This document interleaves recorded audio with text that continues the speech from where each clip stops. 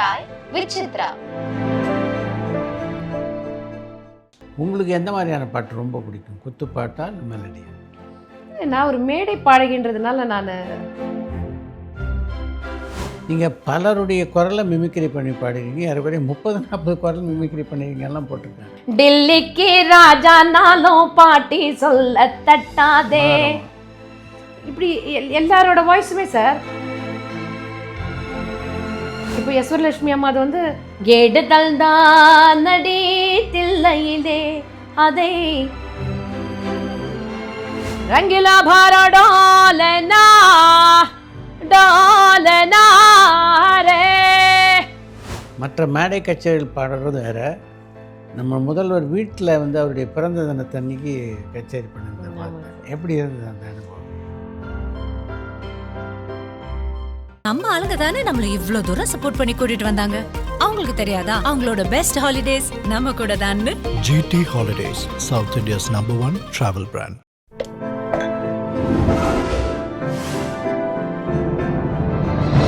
Sai with Chitra.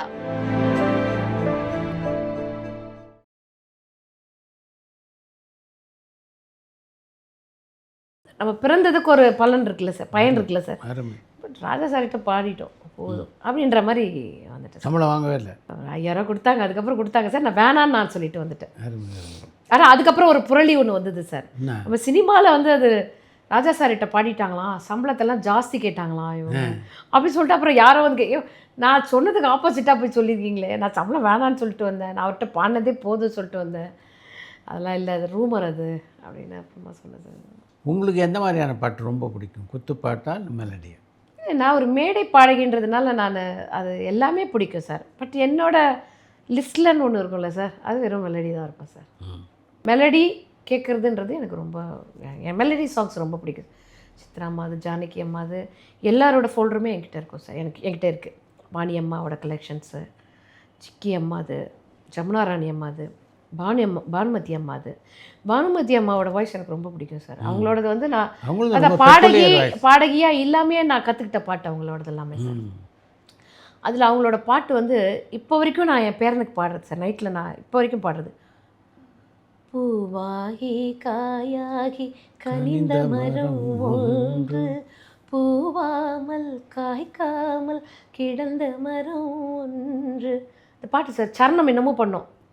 காய்க்காத மரத்தடியில் தேனாறு பாயுதடா, கனிந்து விட்ட சின்ன மனம் கண்ணீரில் வாடுதடா, கண்ணீரில் வாடுதடா. இதெல்லாம் எனக்கு அவ்வளோ பிடிச்ச பாட்டு சார்.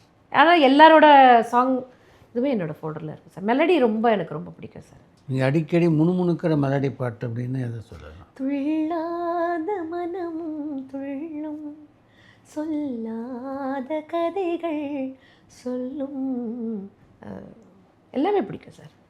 நீங்கள் பலருடைய குரலை மிமிக்ரி பண்ணி பாடுவீங்க. யாருக்குறைய 30-40 குரல் மிமிக்ரி பண்ணுவீங்க எல்லாம் போட்டிருக்காங்க. டெல்லிக்கு ராஜா நாளும் பாட்டி சொல்ல தட்டாதே, இப்படி எல்லாரோட வாய்ஸுமே சார் கேட்கும்போது அவங்க கண்ணு முன்னாடி அப்படி எடுத்துகிட்டு வந்துடுவேன் சார். அதான் சொல்கிறேன் இல்லைங்களா, அது கச்சேரியில் நான் இருந்ததுனால எனக்கு கிடைச்ச ஒரு பெரிய ஸ்பெஷல் சார் அது. இப்போ யஸ்வரலட்சுமி அம்மா அது வந்து கேடுதல் தான் நடி தில்லையிலே அதை அப்படியே பாடுறமான்னு இல்லை, ஆனால் அவங்க அது கேட்கும்போது அவங்க பாட்டு அப்படின்ற அந்த ஒரு ஸ்டைல். ரங்கிலா பாரடாலனா டாலனா ரே, ஹிந்தி பாட்டு பாடும்போது அந்த அந்த அந்த வாய்ஸ் அப்படியே எடுத்துகிட்டு வரும். இது எதனாலனா இந்த கச்சேரியில் இருந்ததுனால இந்த ப்ராக்டிஸ் சார் எனக்கு. அதனால் நான் ரெக்கார்டிங் போகும்போதும் இந்த ப்ராக்டிஸ் எனக்கு அவ்வளோ ஹெல்ப் பண்ணுச்சு சார் எனக்கு. ஏன்னா எனக்கு கொடுத்த பாட்டு எல்லாமே சார் எல்லாமே உச்சஸ்தாயி எல்லாமே. சில பாட்டெலாம் ரொம்ப கஷ்டப்பட்டு பாடி இது தொண்டை கட்டிடும் சார் எனக்கு. இப்போ கண்டினியூஸாக இந்த கச்சேரிகள் இருக்கிறதுனால எனக்கு இப்போ நிஜமாக தொண்டை கட்டியிருக்கு சார். எதனாலனா நான் பாடின பாட்டு எல்லாமே எல்லாம் உச்சஸ்தாயினால கச்சேரியில் பாடும்போது ரொம்ப ஸ்ட்ரெயின் ஆகிடும் எனக்கு. இது எல்லாமே நான் அந்த ஹை பிச்சில் இந்த வாய்ஸ் மாற்றி பாடினதுனால எனக்கு ரெக்கார்டிங்கில் போகும்போது இது எல்லாமே அந்த டெக்னிக் எல்லாமே யூஸ் ஆச்சு சார் எனக்கு. ப்ராக்டிஸு எல்லாமே அங்கே போய் எனக்கு பயங்கர யூஸ் ஆச்சு எனக்கு எல்லாமே. ஏன்னா எனக்கு அமைஞ்ச பாடல்கள் எல்லாமே உச்சஸ்தாயான பாடல்கள் எல்லாமே தொண்டை கட்டிடும். அது மாதிரி தொண்டை கட்டி 4 நாள் தொண்டை கட்டின பாட்டு எஸ் ராஜ்குமார் சார் கிட்ட பாடின சத்ரபதினு ஒரு படம் சார். ஆ. ஒரே ஒரு ராத்திரிக்கு வச்சேன் கச்சேரி 2 மணிக்கு பாடுறேன் சார். ஏன்னா மறுநாள் காலையில் எனக்கு ஃப்ளைட்டு லண்டனுக்கு போகிறேன். பாடிட்டு தான் போகணும், அர்ஜென்ட்டுன்ட்டாங்க. நான் மேக்ஸிமம் இந்த 6 மணிக்கு மேலே ரெக்கார்டிங், ஏன்னா கச்சேரிகள் இருக்கும், அதனால் நைட்டு ரெக்கார்டிங் மேக்ஸிமம் அவாய்ட் பண்ணிவிடுவேன் சார். ஏன்னா தொண்டை ரொம்ப ஸ்ட்ரெயின் ஆகிடும் நைட்டு பாடணும். ஆனால் அவர் பாடணும் அர்ஜென்ட்டு அப்படின்னதுனால ஷூட்டிங் போகுது பாட்டு அப்படின்னு பாடினேன் சார். எங்கே உச்சஸ்தாயி சார், அது பயங்கர உச்சஸ்தாயி. நீங்கள் இப்போ கேட்டிங்கன்னா தெரியும் அந்த பாட்டு. நான் ரெக்கார்டிங்கில் பாடினதுலேயே, நான் பாடின சினிமா பாட்டிலே ரொம்ப கஷ்டமான பாட்டு சார் அது. 4 நாள் தொண்டை கட்டிடுச்சு. லண்டன் போகிறேன், ஃப்ளைட்டில் போய் இறங்குறேன், ஹலோ சொல்லுங்க பேச முடியல. அப்படி ஆகி கச்சேரியை பாட முடியல சார். அங்கே போய் கச்சேரியை பாடாமல் வந்தேன். அப்படியா? லண்டன் போய் பாடாமல் சும்மா ஒரு 2 3 பாட்டு அப்படியே உப்பேற்றிட்டு வந்த மாதிரி தான் பண்ணிட்டு வந்தேன். மற்ற மேடை கச்சேரிகள் பாடுறது வேறு. நம்ம முதல்வர் வீட்டில் வந்து அவருடைய பிறந்த தினத்தன்னைக்கு கச்சேரி பண்ணியிருந்தேன் பார்த்தேன். எப்படி இருந்தது அந்த அனுபவம்? எனக்கு ஒரு பெரிய லக்கு சார். எனக்கு நான் என் லைஃப்பில் நான் எதையுமே பிளான் பண்ணதே கிடையாது சார். என் வாழ்க்கை ஆரம்பத்துலேருந்து, என் திருமணத்துலேருந்து, நான் வந்து இந்த திரைத்துறையிலேருந்து எதுவுமே எனக்கு எல்லாமே அமைஞ்சது தான் சார். அதே மாதிரி தான் நான் டிஎம்கேயில் போனதும், எங்கள் அப்பா வந்து ஆக்சுவலாக டிஎம்கே சைக்கிளில், எங்கள் அம்மா வந்து நான் வயிற்றில் இருக்கும்போது சைக்கிளில் உட்கார வச்சுட்டு கலைஞர் ஐயாவோட பேசுகிறத கேட்க போவார்களாம்.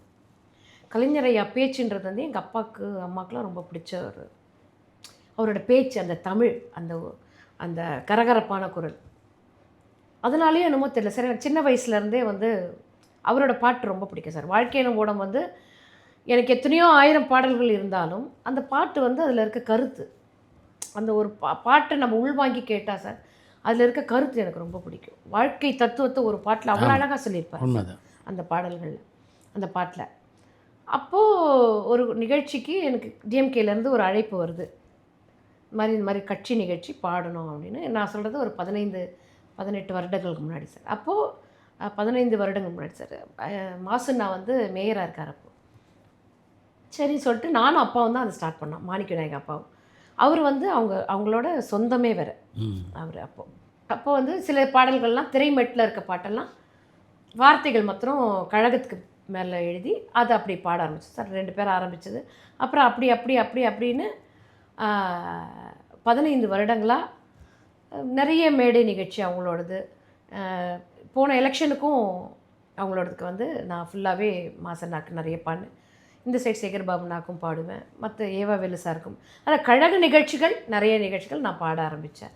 இப்போ சார் வந்து சிஎம்மாக இருக்கிறதுக்கு முன்னாடியே அவரோட நிகழ்ச்சிகள்லாம் நிறைய பாடும்போது நிறைய மேடைகளில் வந்து கேட்டிருக்காரு.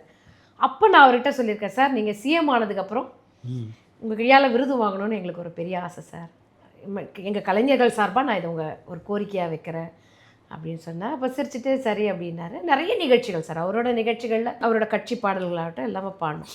அப்போது ஒரு பெரிய, இப்போ சமீபத்தில் ஒரு பெரிய வாய்ப்பு என்னென்னா சார், கலைஞர் ஐயா திரைப்படத்தில் எழுதின பாடல்கள் மட்டும், அதாவது அவர் கதை வசனம் எழுதின படங்கள் நிறைய இருக்குது, எழுதின பாடல்களை மட்டுமே மேடையில் பாடணும் அப்படின்னு ஒரு டாஸ்க் எங்களுக்கு. நான் வந்து அர்ஜென்ட்டாக ஸ்ரீலங்கா போனோம். ஒரு 2 நாளைக்கு முன்னாடி தான் இந்த நிகழ்ச்சி என்கிட்ட கொடுக்குறாங்க. எப்படி பண்ணுறது பண்ணால் நிறைய பாட்டு எடுக்கிறோம், பார்த்தா இல்லை அது அவர் கதை வசனம் எழுதுனது, தென்பாண்டி தமிழே அப்படின்னு எடுக்கிறோம். இல்லை அது அவர் கதை வசனம் எழுதுனது. அவர் எழுதின பாட்டுன்னு பார்த்தீங்கன்னா நம்ம நிறைய கேட்டது வாழ்க்கை எனும் ஓடம், காகித ஓடம், இதெல்லாம் மக்கள்கிட்ட அவர் எழுதுனதுன்னு தெரியும். எழுதின பாட்டு என்னன்னு பார்த்து எடுக்கிறோம். நாங்களே எந்த பாட்டு கேட்டதே இல்லை சார்.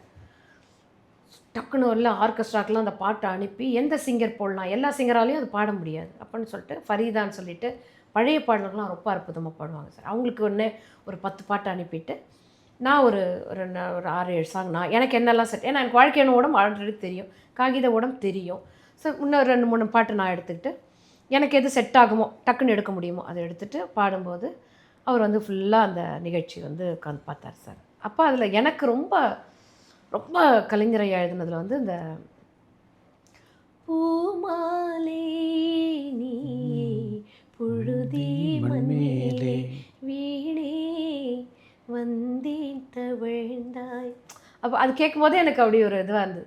அப்போ அந்த நிகழ்ச்சி ஃபுல்லாக பார்த்தாரு. அப்போ மேடையில் வந்து அவர் அப்போ நாங்கள் சொன்னதை ஞாபகம் வச்சுட்டு எல்லாருக்குமே கலைஞரையாவோட உருவ சிலை வந்து பரிசாக எங்களுக்கு கொடுத்தார். அந்த நிகழ்ச்சி முடிஞ்சது. நான் அப்போ சொன்னேன், சார் பெரிய பாக்கியம் சார் இது எங்களுக்கு, எங்கள் எல்லாருக்குமே ரொம்ப பெரிய பாக்கியம்.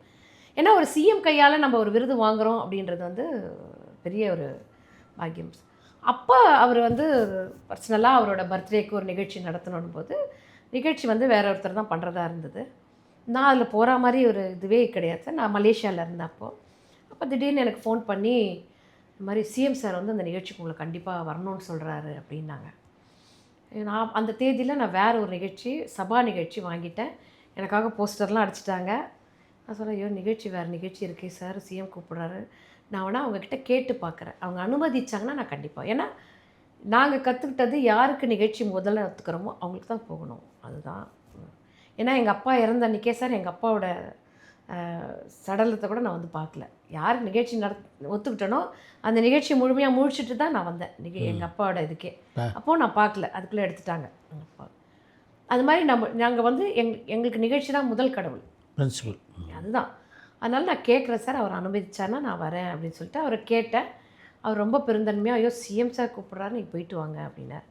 அது நாங்கள் எதிர்பார்க்காது சார் அந்த நிகழ்ச்சி. அவர் வந்து ரொம்ப ஜாலியாக இருந்தார். அதாவது அவங்களுக்கு எவ்வளோ ஒர்க் ப்ரெஷர் இருக்கும், நம்ம வீடை கவனிக்கிறதே நமக்கு ப்ரெஷர் இருக்கும்போது அவங்க நாட்டை கவனிக்கிறாங்க, மற்ற எல்லாம் பார்த்து ப்ளஸ் மைனஸ் எல்லாமே அவங்களுக்கு இருக்குது. அந்த நிகழ்ச்சியில் வந்து ரொம்ப ஜாலியாக ரொம்ப செல்ஃபிலாம் எடுத்துகிட்டு இந்த பாட்டு வேணும் அந்த பாட்டு வேணும்னு அவர் ரசித்து சில அவர் பிடிச்ச மேடையில் அவர் வந்து பாடினார். அது எனக்கு பார்க்குறதுக்கு எங்களுக்கு சந்தோஷமாக இருந்தது.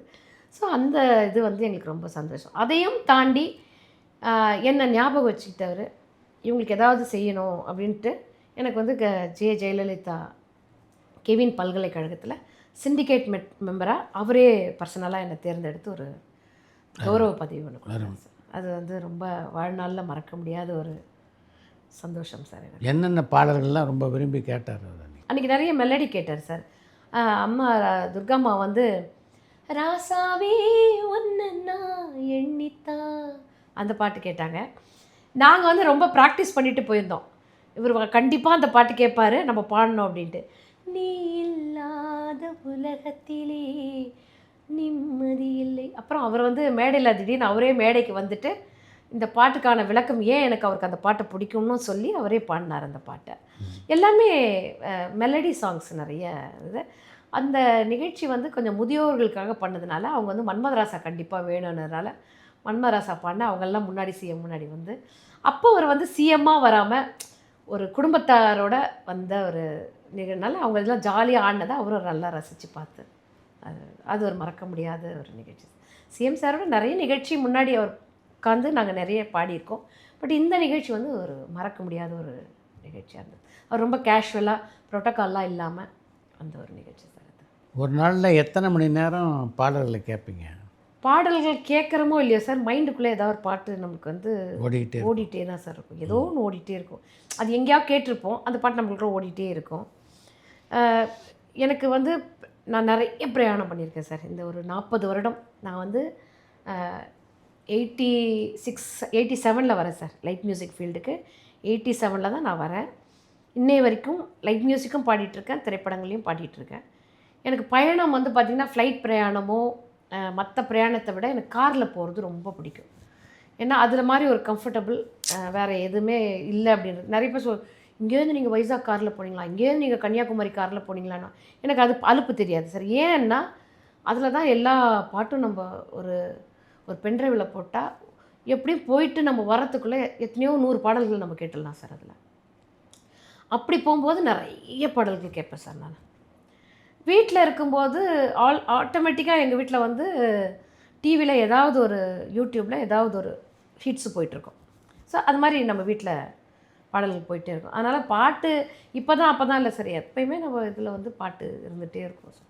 நீங்கள் திரும்ப திரும்ப கேட்க விரும்புகிற பாட்டு அது நிறைய இருக்குது சார். ரிப்பீட் மோடுன்னு பார்த்தீங்கன்னா நான் அதிகமாக அதாவது ஒரே நாளில் எத்தனையோ 1000 முறை கேட்டுட்டேன் இந்த பாட்டை அப்படின்னா ஒவ்வொரு பூக்களுமே. அது வந்து ரிலீஸ் ஆகி நம்ம வந்து நான் இங்கேருந்து மதுரை போயிட்டு ரிட்டன் வரேன், ரிப்பீட் மோடில் போட்டேன் சார். அதை ஃபோனில் ரிப்பீட் மோடில் போட்டுட்டு போய் நான் வர வரைக்கும் அந்த பாட்டு தான் சார் கேட்டேன். தெரியாது அது ஏன்னு தெரியல, அந்த வார்த்தைகள் அதில் இருந்த ஒரு மோட்டிவேஷன். நம்ம நிறைய விஷயங்கள் பார்த்து வந்திருப்போம்ல சார். நிறைய சந்தோஷம் பார்த்துருப்போம், வெற்றி பார்த்துருப்போம், தோல்வி, எல்லா அந்த ஒரு பாட்டில் அவ்வளோ ஒரு விஷயம் சார். நான் இப்போ சொன்ன வாழ்க்கையின் ஓடமாகட்டும், ஆமாம். துடுப்புகள் இல்லா படகு அலைகள் அழைக்கின்ற திசையெல்லாம் போகும், அதை தடுப்பவர் இல்லா வாழ்வும் அந்த படகின் நிலை போலே ஆகும், வருமுன் காப்பவன் தான் அறிவாளி, துயர் வந்த பின் தவிப்பவன் ஏமாள். இது எல்லாமே நம்ம வாழ்க்கையில் நம்ம எடுத்துக்க வேண்டிய விஷயம் சார். நம்ம அதே மாதிரி தான் இந்த ஒவ்வொரு பூக்களும் மேலே வந்து நான் பார்த்தது இந்த பாட்டில். அந்த பாட்டு கேட்டு ஃபஸ்ட் டைம் பயங்கரமாக அழுதேன் சார். அப்படியே காரில் எனக்கு சொல்ல முடியாத ஏதோ ஒரு துக்கம், ஒரு இது எல்லாமே எனக்கு உள்ளாக இருந்தது. அந்த பாட்டு தான் நான் ரிப்பீட் மோடில் போட்டு கேட்டு வந்த பாட்டு சார். ஒரே நல்ல 1000 முறை கேட்டிருப்பேன். அந்த பாட்டு ரொம்ப பிடிச்ச பாட்டு சார் எனக்கு. நிறைய பாட்டு இருக்குது. அதாவது ஒரு சாதத்தில் எத்தனை பருக்க இருக்குதுன்னு எண்ண முடியாதோ நம்ம சாப்பிட்ற சாப்பாடில், அந்த மாதிரி ஒரு பாடகரை கூப்பிட்டு எந்த பாட்டு பிடிக்கும்னு கேட்டால் சொல்ல முடியாது சார். ஆனால் எத்தனையோ பாடல் நம்ம கேட்டாலும் ரசித்தாலும் பாடினாலும் இதெல்லாம் வந்து நமக்கு ரொம்ப ஒரு நம்மளை செதுக்கிக்கிற பாட்டு சார் இதெல்லாமே. அப்படி ஒவ்வொரு பூக்களுமே எனக்கு ரொம்ப பிடிச்ச பாட்டு. இன்றைக்கி பார்த்திங்கன்னா பல பேர் வந்து இசைத்துறையில் வந்து வரணும்னு ஆர்வத்தில் இருக்காங்க. இசை பார்த்திங்கன்னா நிகழ்ச்சிகளும் பரவுது. இப்போ எல்லா தனியார் தொலைக்காட்சிகளில் அது மாதிரி பல நிகழ்ச்சிகள் நடக்குது. அதில் பாட வரவங்களுக்கெல்லாம் நீங்கள் சொல்ல விரும்புகிற விஷயம் என்ன? இல்லை சார், இப்போ கருவிலே கற்றுட்டு வராங்க சார் குழந்தைங்கள்லாம். அவங்க வந்து பாடுற பாடல்கள், அவங்க பாடுற விதம், அவங்க பாடுற ஸ்டைல்லாம் பார்த்திங்கன்னா சார் கற்றுக்கிட்டு வர்றதுலாம் இல்லை சார். இதெல்லாம் கருவிலேயே அந்த குழந்தைங்க வந்து கற்றுக்கிறது. மேபி இப்போ டெக்னாலஜி வளர்ந்ததுனால டிவி, பாட்டு, நம்ம ஹெட்ஃபோன் போட்டு கேட்குறது சொல்லுவாங்கள்ல சார். கர்ப்பிணி பெண்கள் வந்து எப்பயுமே குழந்தை உண்டானதுக்கப்புறம் ரொம்ப சந்தோஷமான விஷயங்கள் பார்க்கணும், கேட்கணும், சாமி பாட்டு நிறைய கேட்கணும், நல்ல விஷயங்கள் சாப்பிட்ணும், நல்ல உணவு சாப்பிட்ணுன்னு சொல்லுவாங்க. எல்லாமே நல்ல அப்படின்னும் போது அவங்க நல்ல பாட்டு கண்டிப்பாக கேட்பாங்கல்ல சார். இதெல்லாம் இந்த கருவிலேயே இருக்க குழந்தைங்க கேட்குமா சார்? அது சயின்டிஃபிக்காகவே இருக்கிற ஒரு விஷயம்.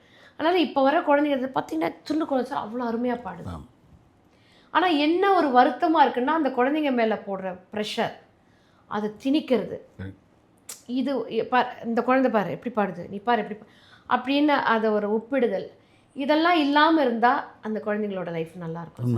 ஏன்னா இப்போ நான் வந்த ஒரு 1000 பாட்டு பாடினேன் அப்படின்றது அடுத்த ஜென்ரேஷன் பாடுவாங்களான்னா இப்போ எஸ்பிபி அங்கிள் அத்தனை 1000 பாட்டு பாடியிருக்கார். இனி எந்த சிங்கரால் சார் அப்படி பாட முடியாது. வாய்ப்பு கிடைக்குமான்னு கேட்டால் கேள்விக்குறி.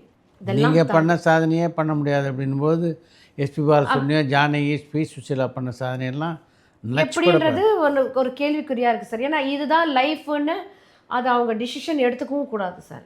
இதில் தான் பயணிக்கணும், அது கடவுளோட ஆசீர்வாதம் சார்.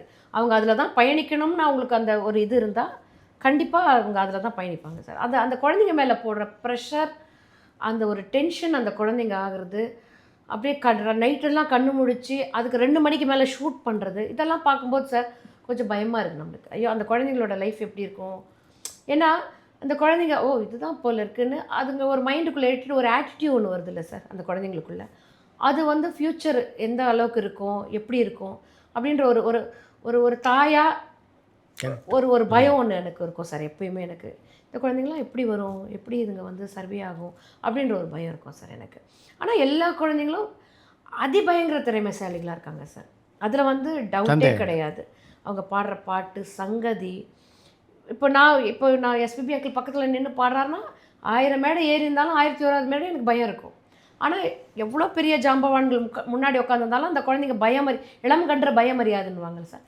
அந்த பயம் இல்லாமல் அந்த குழந்தைங்கள்லாம் பாடும்போது அது பார்க்கும்போது சந்தோஷமாக இருக்கும் நமக்கு. பயம் இல்லாமல் பாடுறாங்க அப்படின்னு. ஆனால் அவங்க ஃப்யூச்சர் நினைக்கும் போது இந்த பயம் தான் சார்.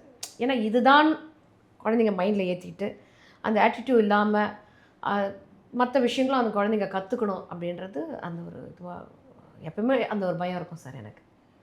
நம்மள மாதிரியே நம்ம பொண்ணையும் ஒரு பாடகி ஆக்கணும் அப்படின்னு நினச்சது இல்லையா நீங்கள்? நானும் இல்லை, அவரும் இல்லை சார். எப்பயுமே அது வந்து குழந்தைங்கக்கிட்ட திணிக்கக்கூடாதுன்றது எங்களுக்கு எப்போயுமே இருந்த ஒரு விஷயம் சார். படிப்பில் இருந்து அவள் சூஸ் பண்ண அவளோட கெரியர்லேருந்து அவள் சூஸ் பண்ண அவளோட லைஃப் பார்ட்னர்லேருந்து எல்லாமே அவளோட இதுக்கு தான் விட்டோம். எவ்வளோ தான் காத்தாடி பறந்தாலும் அந்த நூல் நம்ம கையில் இருக்குன்ற மாதிரி குழந்தைங்க என்ன தான் நம்ம விட்டு தூரம் போனாலும் அதுங்களோட கண்ட்ரோல் நம்மக்கிட்ட இருக்கணும் அப்படின்னு நினச்சிவேன் சார். ஆனால் அவள் தேர்ந்தெடுத்தது எல்லாமே அவள் நல்ல விஷயமா இப்போ ஏன்னா சில நேரம் நம்ம கூட சில நேரம் தப்பாக சிலது அதுங்களுக்கு பிடிக்காத விஷயத்தை தேர்ந்தெடுக்கும் போது அதுங்க லைஃப் ஃபுல்லாக கஷ்டப்படுவாங்க சார், ஆமாம். குழந்தைங்க. அது தவறான விஷயம். அதுக்காக தப்பான விஷயத்தையும் நம்ம அதுங்க தேர்ந்தெடுக்கும் போது நம்ம என்கரேஜ் பண்ணவும் முடியாது தான். அவள் படித்த ஸ்கூல்லேருந்து ஒரே ஸ்கூல் தான் சார் விட்டோம். நீ என்ன படிக்கணும்னு ஆசைப்படுறியோ அது படிமா.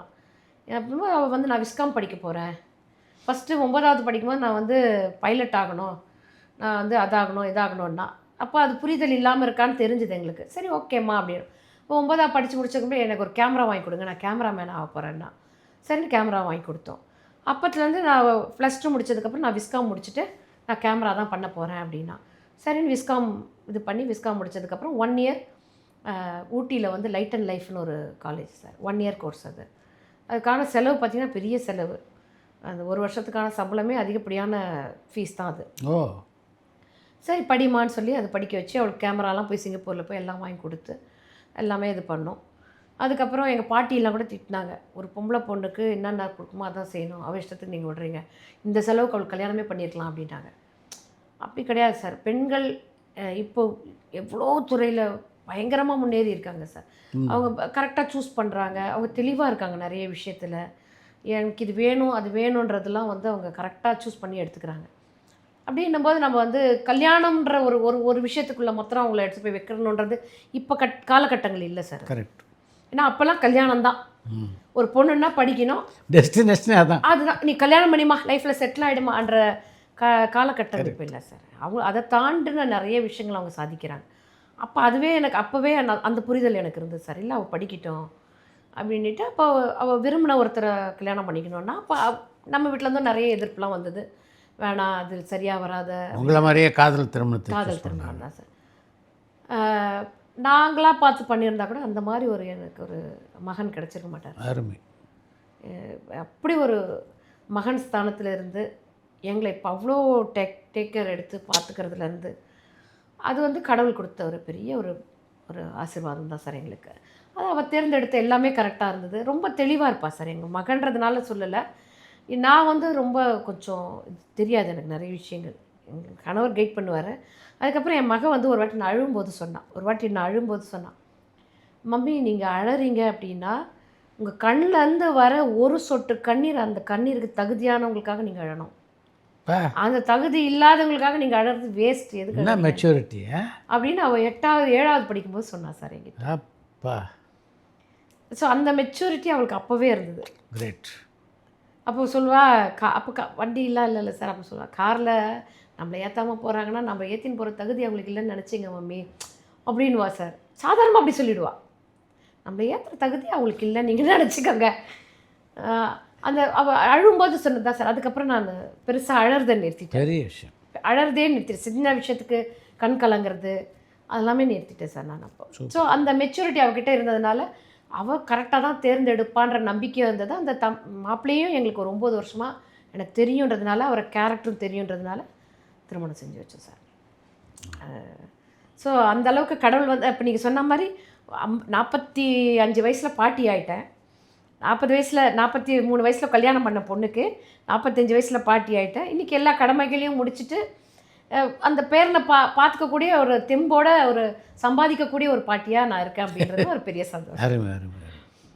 உங்களுக்கு பிடித்தமான ஒரு பாட்டை பாடி நிகழ்ச்சி நிறைவு செய்யும்.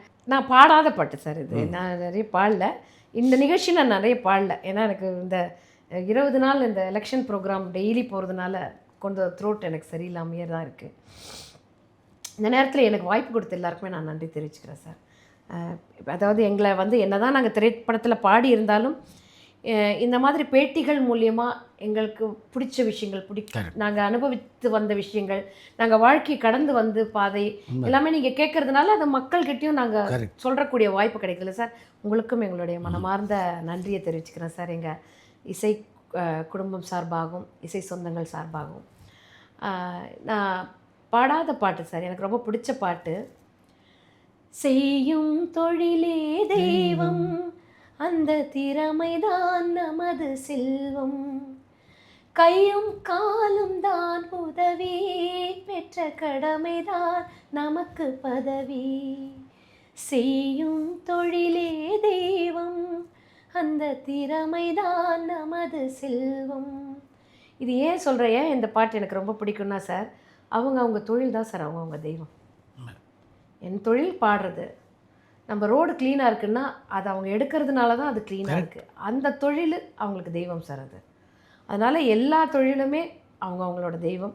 எனக்கு இந்த பூமிக்கு படைச்ச எங்கள் தாய் தகப்பனுக்கும், என்னை இவ்வளோ செதுக்கி எடுத்துகிட்டு வந்த என் கணவருக்கும், என் குடும்பத்தாருக்கும், என் கூட இவ்வளோ வருஷம் பயணித்த என் இசை சொந்தங்கள், என் நண்பர்கள், என்னோட ஆர்கெஸ்ட்ராவில் ஏன்னா நாங்கள் குடும்பத்தை விட ஆர்கெஸ்ட்ராவில் தான் சார் நிறைய அவங்களோட தான் பயணிச்சிருக்கோம். அண்ணா தம்பி அப்படின்னு சொல்லிட்டு அவங்களுக்கும் எல்லாருக்கும், அதுக்கும் மேலாக எங்களை ரசித்து இவ்வளோ வருஷம் எங்களை மேடை ஏற்றி எங்களை கைத்தட்டி வச்சிருக்க ரசிகர்களுக்கும் என்னுடைய மனமார்ந்த நன்றி இந்த வழியில் தெரிவிச்சுக்கிறேன். Thank you so much sir. பரபரப்பான சினிமா செய்திகள், நட்சத்திரங்களின் பேட்டிகள், சினிமா வரலாறு ஆகியவற்றை பார்க்கவும் படிக்கவும் உங்களுக்கான இணையதளம் touringtalkies.co.